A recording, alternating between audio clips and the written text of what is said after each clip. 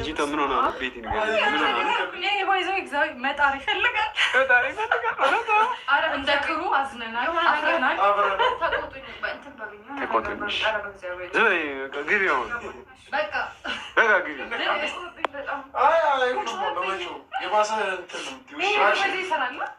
ግቢ በቃ አሁን ግቢ።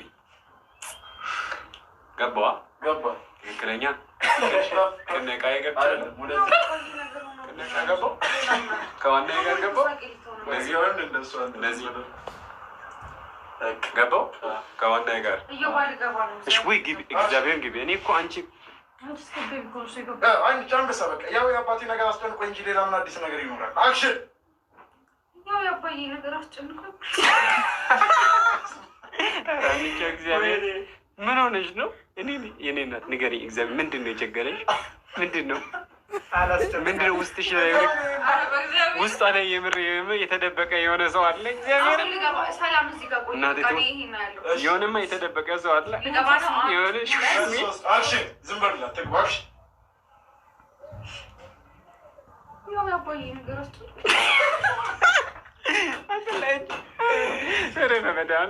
እኔ እንደዚህ አይነት አጋጥሞኛል። አናይዞሽ እግዚአብሔር።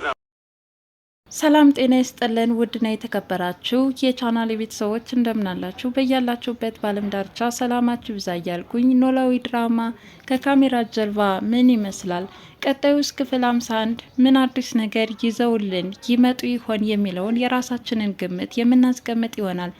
እንግዲህ ኖላዊ ህዝብ ፊት እስከሚደርስ ድረስ በምን መንገድ አልፈው ይሆን የሚለውን ከመግቢያዬ እንዳያችሁት ነው።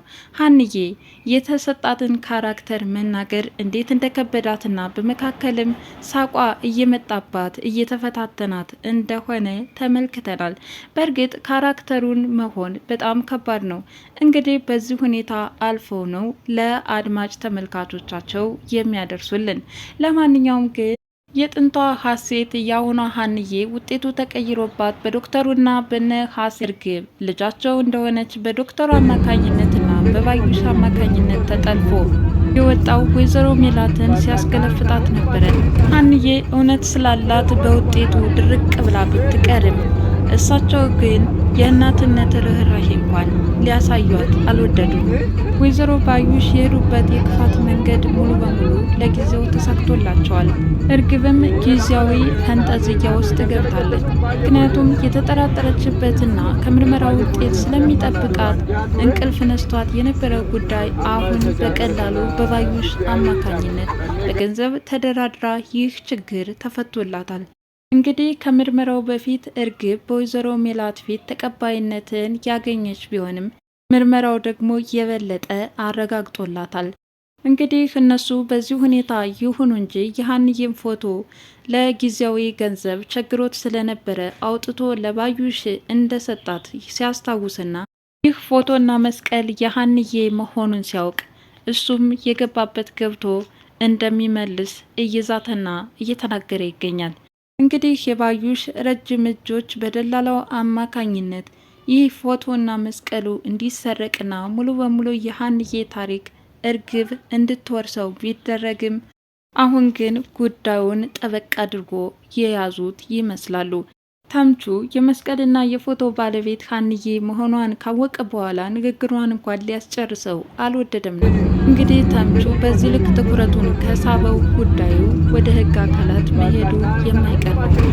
ዶክተሩም ተጠያቂነት የማይሆንበት አንዳችም ነገር የለም ብዬ አስባለሁ። ምክንያቱም የሰዎችን ሕይወት አደጋ ላይ በመጣል 100% ልጃቸው ሀና ሆና ሳለ ሙሉ በሙሉ ውጤቱን ቀይሮ የሀንዬን ታሪክ በእርግብ መለወጡ ሁላችንም ያሳዘነ ተግባር ነው። ታዲያ እውነታው እንዴት ይደረስበታል ካልን አሁን በተምቹ አማካኝነት የሚጋለጥ ይመስለኛል። እንግዲህ ዶክተሩ ይህንን ውጤት የቀየረበትን አጋጣሚም ሲያስታውስና ሲያስብ ነበረ። ምናልባትም የህይወት ማስፈራሪያ ዛቻ ስለደረሰበት ብቻ ራሱን ከጥቃት ለመከላከል ብሎ የሀንዬን ውጤት እንዲበላሽ አድርጎታል። እንግዲህ የዶክተሩ ጥፋት እዚህ ጋር ነበረ። ለሙያው ጥግ ድረስ መታመንና እስከ ህይወት መስዋዕትነት የሚያስከፍል ደረጃም ቢሆን እንኳን ቃል ለገባበት ሙያዊ ግዴታ መወጣት ይኖርበት ነበር። ዞሮ ዞሮ ግን በፍራቻ የሀንዬን ውጤት አበላሽቶ ለእርግብ ቢያስረክብም ከተጠያቂነት በፍጹም አያመልጥም። ወይዘሮ ባዩሽና እርግብም ጊዜያዊ ደስታ ላይ ቢሆኑም ነገ ግን ዞሮ ዞሮ እውነታው ሲደረስበት የመግቢያ ያለች ማለታቸው አይቀርም። የጓደኛዋን ንብረት በመፈለግ በምቀኝነት እዚህ ደረጃ ድረስ ውጤት እስከ ማስቀየር ልጃቸውን ስም በማጠልሸት ትክክለኛ የታሪኩ ወራሽ እርግብ እንድትሆን ያደረገችበት የክፋት ሰንሰለቷ መጋለጡ አይቀርምና ወይዘሮ ባዩሽ ከሜላት ጋር ያላት ግንኙነት ሙሉ በሙሉ መቋረጡ የማይቀር ነው። ይሁን እንጂ የሚያስገርመውና የሚያስደንቀው ነገር ወይዘሮ አስቴር ግን ውስጣቸው የወደዳትና ልጃቸው መስላ የታየቻቸው የድሮዋ ሀሴት የአሁኗ ሀንዬ መሆኗ ነው። ከእርግብ ጋር ግን ምንም የሚያግባባቸው አንዳችም ነገር የለም። ምንም እንኳን እርግብ እያስመሰለች ያለችበት መንገድ ቢኖርም ወይዘሮ አስቴር ግን ሙሉ በሙሉ አልተቀበሏትም። የምርመራ ውጤቱም አልተዋጠላቸውም። እንደተጭበረበረ እየተሰማቸው ይገኛል። እንግዲህ እሳቸው በዚህ ጥርጣሬ ላይ ሆነው ምናሴ ግን ከመቀበል ውጭ ሌላ ምንም አማራጭ የለንም፣ በዚህ ልክ ርቀት መንገድ አትጓዝም ነበር እያለ ይገኛል። እንግዲህ ለጊዜው ቤተሰቦቹን በመሸወድ የቤተሰባቸው አካል ሆና የተገኘችው እርግብ በጊዜያዊ ደስታና ፈንጠዝያ ብትሆንም ሀንዬ ግን እውነት ስላላት ምንም አልደነቃትም። በጣም ጠንካራና ጎበዝ ልጅ ነችና ከአባቷ ሕመም ውጭ ሌላ የምርመራ ውጤቱ እንደማያስጨንቃት ትናገራለች። ወይዘሮ አስቴር ግን የሀናን ልጅነት ሙሉ በሙሉ ቀድመው ተቀብለው ስለነበረ በምርመራ ውጤቱ በመጣው ሰነድ እጅግ በጣም አዝነዋል፣ ልባቸውም ተሰብሯል። ታዲያ ይህ የተሰማቸውን ስሜትም ለመደበቅ አልሸሸጉም። ሀንዬ ወላጆችን አገኘው ብለሽ አስበሽ እንደ ማጣት ምን የሚከብድ ነገር አለ?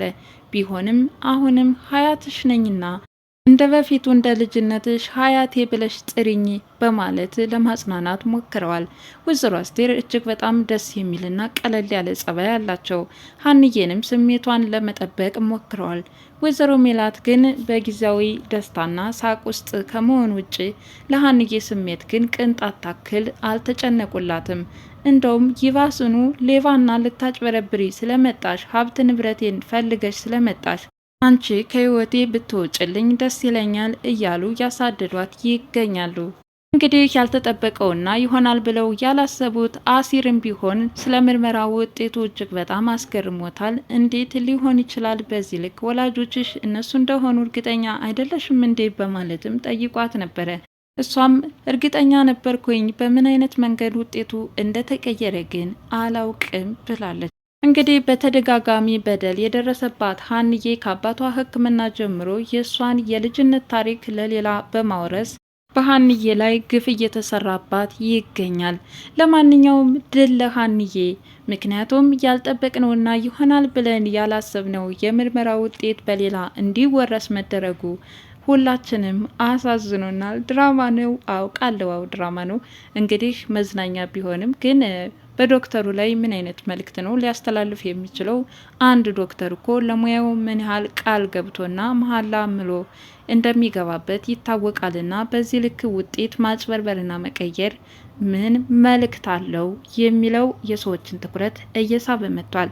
ለማንኛውም ውድ የኖላዊ ድራማ ተከታታዮች ቀጣይስ ምን ሊሆን ይችላል? ወይዘሮ ሜላት ሀንዬ ልጇ እንደሆነች የምታውቅበትን ጊዜ ሁላችንም እየናፈቅንና ወይዘሮ ሜላት እውነታው ጋር ሲደርሱ ምን አይነት ስሜት ይሰማቸው ይሆን የሚለውን በጉጉት እየጠበቅን እንገኛለን።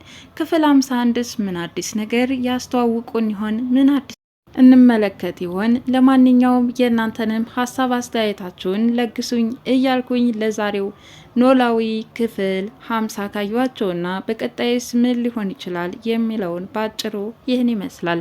እንግዲህ ኖላዊ ድራማ እስካሁን በጣም ልብ አንጠልጣይና አጓጊ እየሆነ የመጣ ቢሆንም አሁን ግን የምርመራ ውጤቱ ከተቀየረ ወዲህ ብዙ ሰዎችን ቅሬታ ፈጥሮባቸዋልና ቀጣዩ ክፍልስ ምን አይነት ትዕይንት አሳይተው ይክሱን ይሆናል? ውድ የቻናሌ ቤተሰቦችና የኖላዊ ድራማ ተከታታዮች ቀጣዩን ክፍል በጉጉት እየጠበቅን ለዛሬ እዚሁ ልሰናበታችሁ። ለቻናሉ አዲስ የሆናችሁ ላይክ፣ ሼር፣ ሰብስክራይብ በማድረግ ቤተሰብ ይሁኑ። አመሰግናለሁ።